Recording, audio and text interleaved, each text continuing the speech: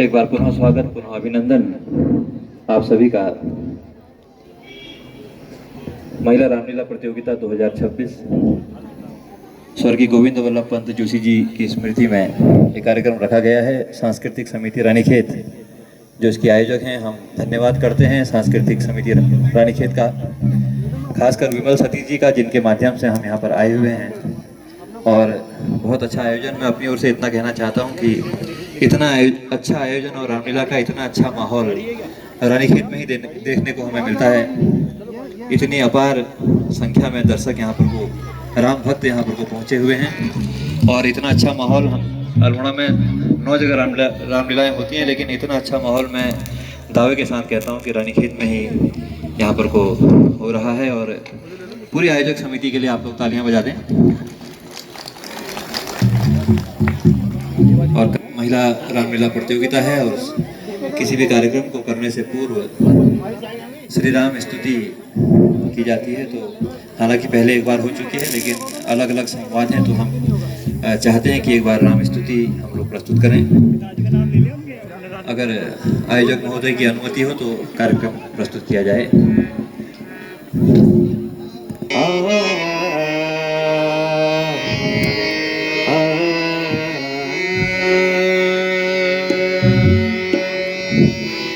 श्री राम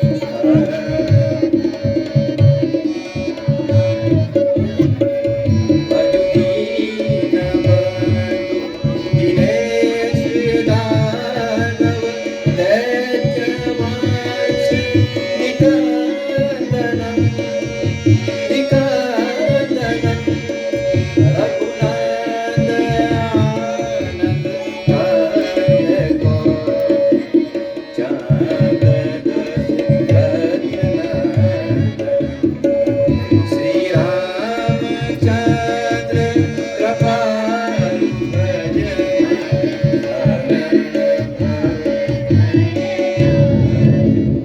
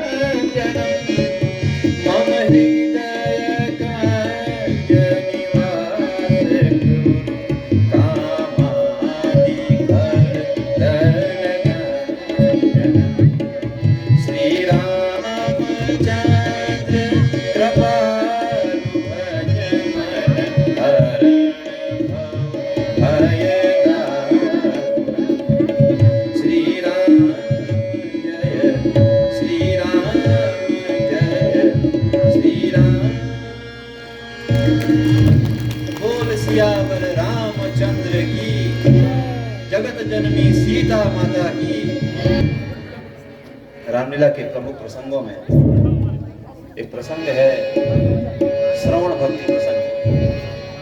श्रवण की एक कथा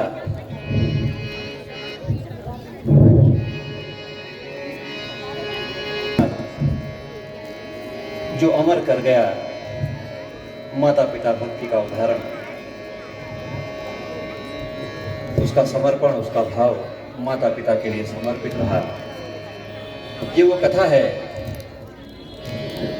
जब दशरथ श्री राम को वन भेज चुके होते हैं और दशरथ मरणासन अवस्था में पड़े हुए हैं। उन्हें याद आता है वो दिन, वो समय, युवावस्था का काल, जो उनके युवावस्था काल का एक बहुत बुरा समय था। उन्हें याद आता है वो दिन जब राम चले गए हैं वनवास को, दशरथ मरणासन अवस्था में पड़े हैं और याद करते हैं वो समय, वो श्रवण कुमार के माता पिता का श्राप।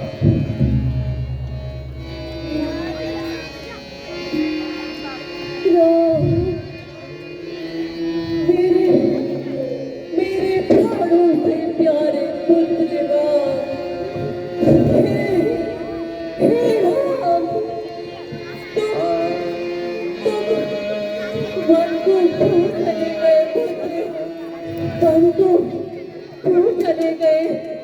देखो ये राज्याभिषेक का शुभ दिवस आने को था और मेरे दो पुत्र वन को चले गए। मेरे बदमाशी हो गए। हेरा हेरा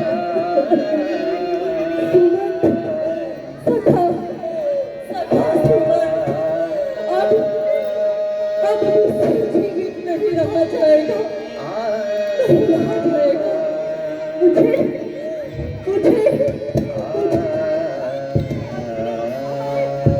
प्रतीत हो रहा है सुमन, अंतिम समय अब लगता है विधि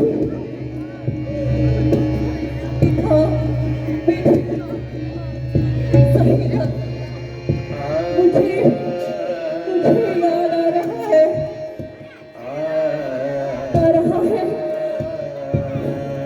श्रवण कुमार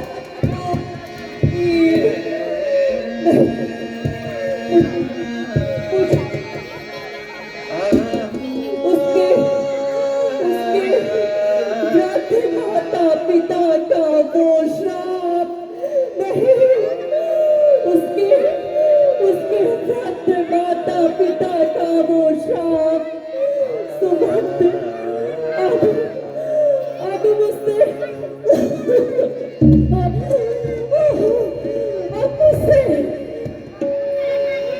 रहा जाएगा। हे राम, दशरथ मरणासन अवस्था में पड़े, साधारण एवं प्यारे पुत्र अपने अंतिम समय में उनका चिंतन अनवरत जारी है। आखिर इतनी विडंबना की, उन्हें लगता है विधि का विधान सही था। मैं घोड़े पर सवार होकर घने जंगलों में भटक रहा था। मुझे तलाश थी किसी शिकार की तलाश में। यत्र तत्र भटकते हुए मैं घने जंगलों में जा पहुंचा।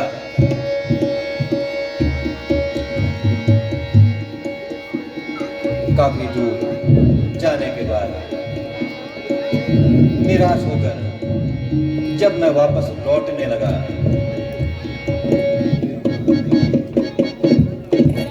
तभी मेरी दृष्टि एक सुंदर वृक्ष पर पड़ी।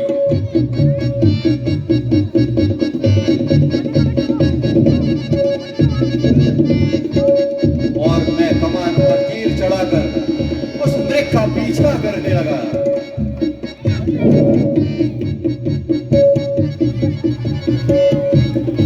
वो अमृत कभी मेरी आंखों के सामने होता तो कभी मेरी आंखों से ओझल हो जाता, और मैं लगातार उस मृग का पीछा करता रहा, मैं लगातार उस मृग का पीछा करता रहा।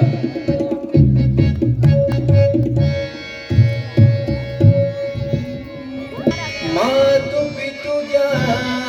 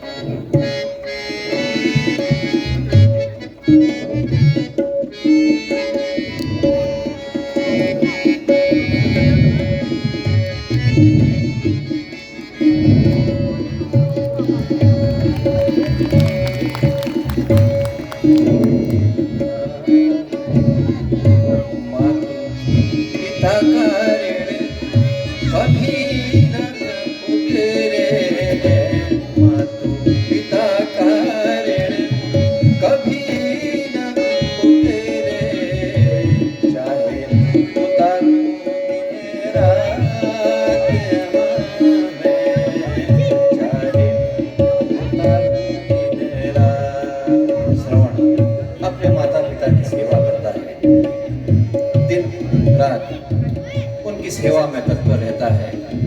आज श्रवण उन्हें तीर्थ यात्रा के लिए ले जा रहा है। अपने माता पिता की इच्छा पूरी करते हुए उन्हें ले जा रहा है तीर्थ यात्रा के लिए। कंधे पर मैं उन्हें बिठाऊं, कंधों पर मैं उन्हें बिठाऊं, कंधों पर मैं उन्हें बिठाऊं, गंगा जमुना तीरथ नभाऊं, कंधों पर मैं उन्हें बिठाऊं। श्रवण सोचता है, कहता है अपने माता पिता से कि मैं आपको अपने कंधे पर ले जाऊंगा, आपको तीर्थ यात्रा पूरी कराऊंगा।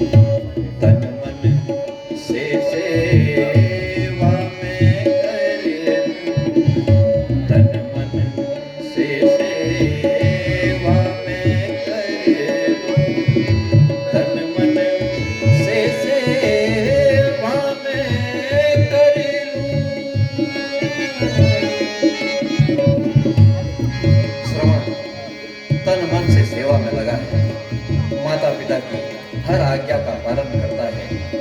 आज श्रवण ले जा रहा है अपने माता पिता को तीर्थ स्थान के लिए। अनभिज्ञ है उस घटना से, उस दशा से जो होने वाला है।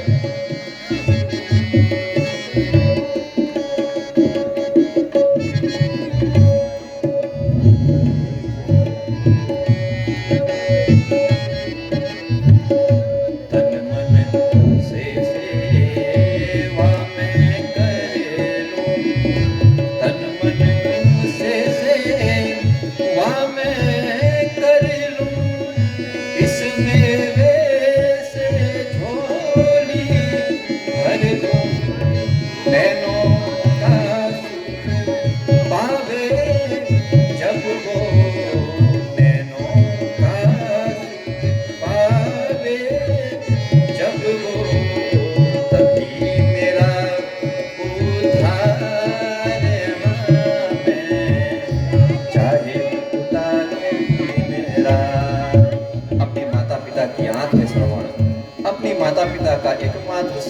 श्रवण उन्हें ले जा रहा है तीर्थ यात्रा के लिए।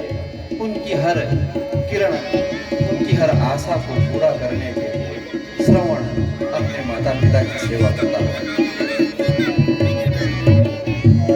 माता पिता का ऋण कभी न उतरे, चाहे उतारो दिन रात में, चाहे उतारो दिन रात, उतारो दिन रात, उतारो दिन रात। हम प्यास से व्याकुल है, जाओ हमारे लिए जल का प्रबंध करो।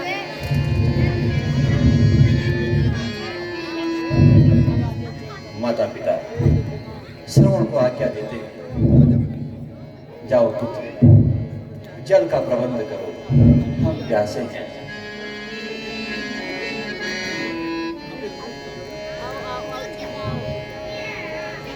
चल पड़ता है श्रवण माता पिता के लिए जल का प्रबंध करने।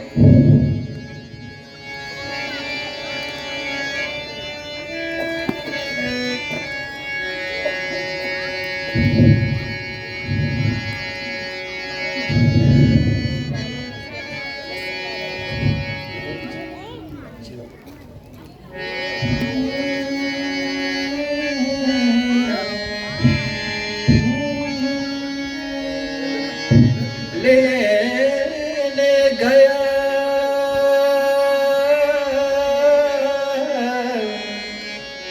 नदी पर पानी,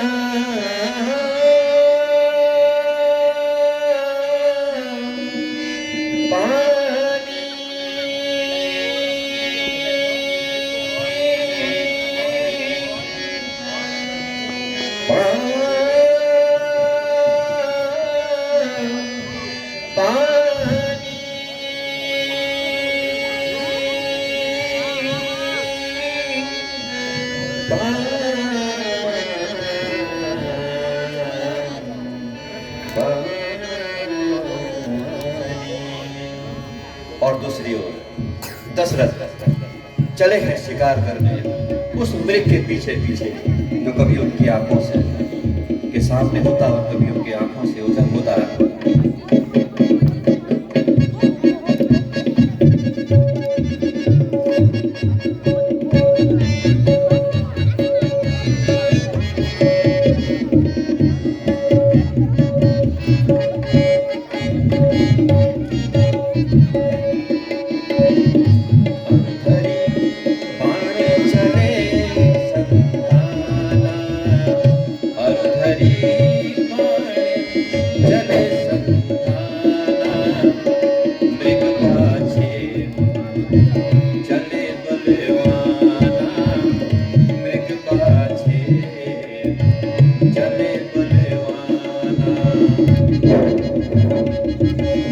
कभी मेरी आंखों के सामने होता तो कभी मेरी आंखों से ओझल हो जाता।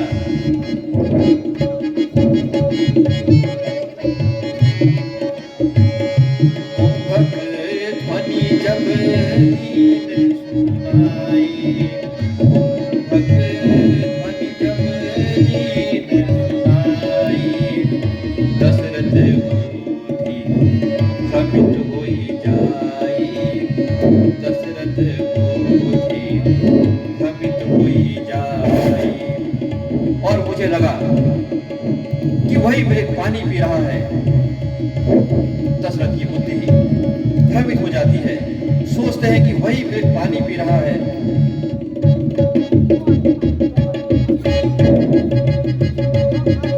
शब्द भेद तब बाण चलावा, शब्द भेद तब बाण चलावा, श्रवण कुमार को मृतक बनावा, श्रवण कुमार को मृतक बनावा, श्रवण कुमार को मृतक बनावा। और मैंने शब्द भेदी बाण उस मृग पर छोड़ दिया।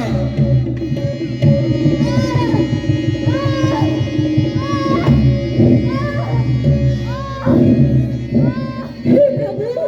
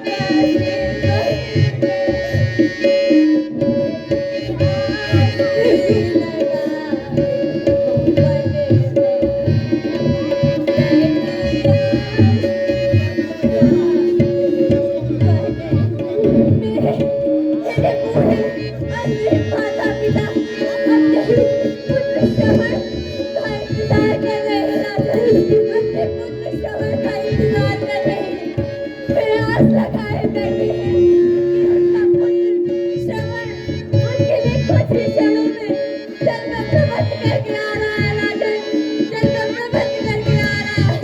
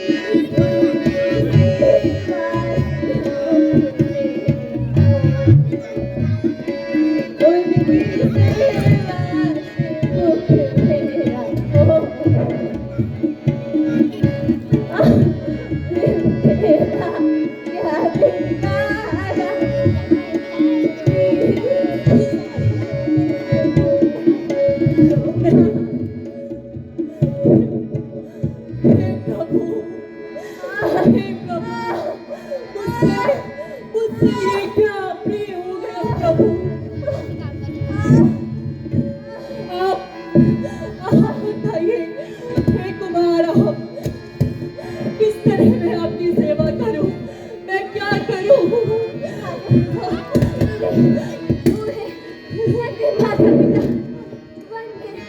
अपने श्रवण का इंतजार कर रहे हैं राजा, इंतजार कर रहे हैं, आस लगाए बैठे हैं।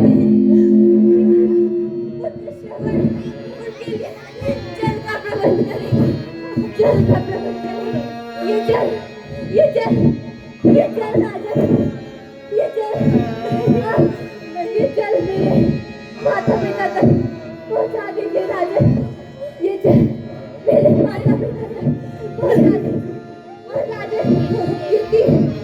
ये बहुत कष्टदायी, ये राजा बहुत कष्टदायी, आप ये निकाल दीजिए राजा,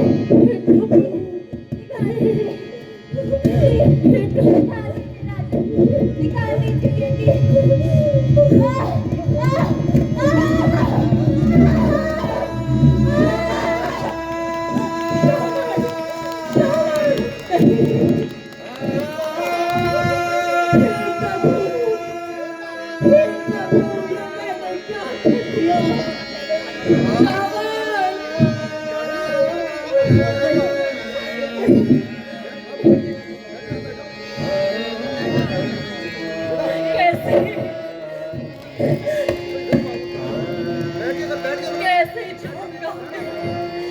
कैसे जाऊंगा मैं वृद्ध माता पिता के सम्मुख? मैंने उनसे उनका एकमात्र सहारा छीन लिया। हे प्रभु, ये क्या घोर पाप कर दिया मैंने।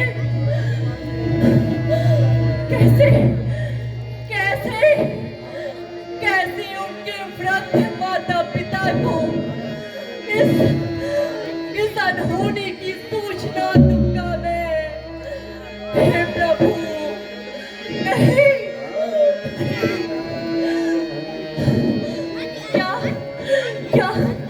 क्या उसके माता पिता कभी मुझे क्षमा कर पाएंगे? नहीं। क्या मैं कभी स्वयं को क्षमा कर पाऊंगा? हे प्रभु, ये क्या घोर पाप हो गया मुझसे प्रभु। नहीं,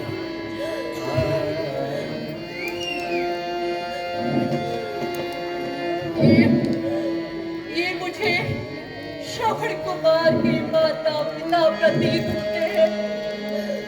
कैसे कैसे जाऊं इनके सम्मुख, कैसे। हे प्रभु,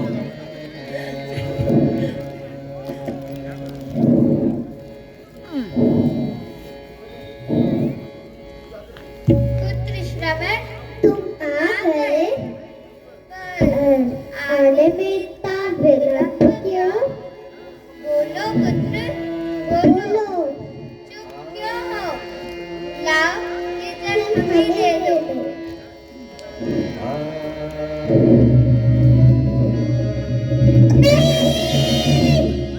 ये हाथ हमारे पुत्र श्रवण के नहीं है।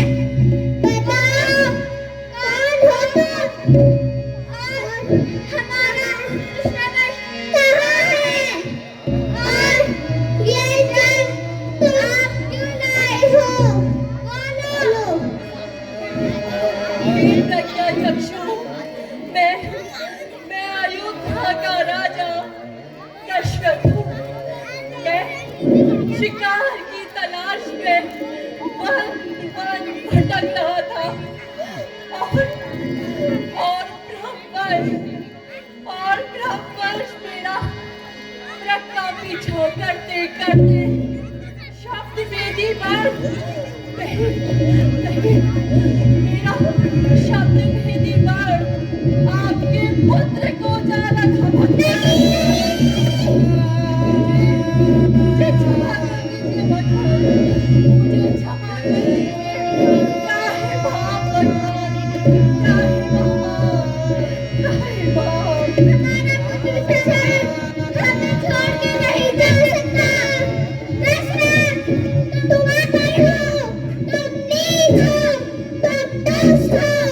जैसे हम अपने पुत्र श्रवण में प्राण त्याग रहे हैं, उसी तुम भी अपने प्राण में प्राण त्यागोगे। यह हमारा आदेश है।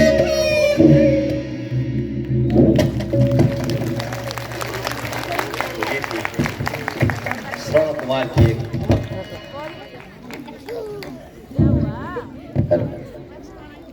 श्रवण कुमार की मार्मिक कथा, एक भावुक कथा जो रामायण का एक प्रमुख अंश है।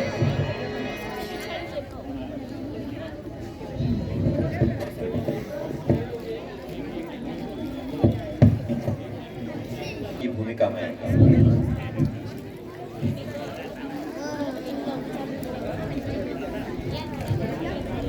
थी प्रतिभा भट्ट जी और श्रवण कुमार की भूमिका में हर्षिता तिवारी,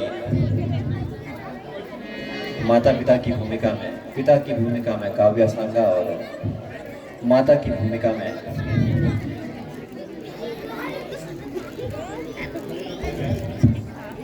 लक्ष्मी भंडार हुक्का किला अल्मोड़ा लक्ष्मण बेगना संभा।